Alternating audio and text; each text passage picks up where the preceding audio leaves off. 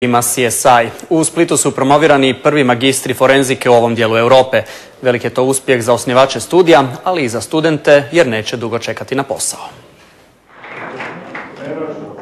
Kriminalci, pripazite, hrvatski forenzičari kreću u akciju. Sposobni su kao američki, obučeni su da istraže mjesto zločina, briljantni su u kemiji i molekularnoj biologiji, stručnjaci su za nacionalnu sigurnost. U otkrivanju počinitelja nema glamura, mukotrpan je to posao.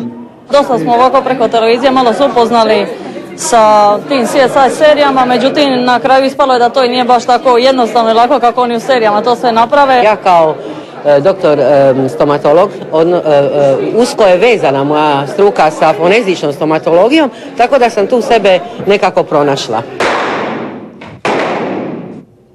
S vrlo malo opreme bivši ministar Dragan Primorac i šef splitske patologije Šimun Anđelinović 90-ih počinju s identifikacijom žrtava Domovinskog rata. Osnivaju studij, dovode najbolje svjetske forenzičare. Prvi magistri kruna su opsežnoga posla. Radi se o tome da su prvi magistri forenzičkih znanosti u regiji od 60 milijuna ljudi. I danas uistinu smo ostvarili naš san, ja ga sanjam već 20 godina. I neizmjerno sam sretan. Već ih se nekoliko zaposlilo, a ni drugi neće imati problema. Mogu raditi u MUP-u, državnom odvjetništvu, na sudovima. Primorac je uvjeren kako će se u Europskoj uniji za hrvatske CSI timove jednostavno otimati.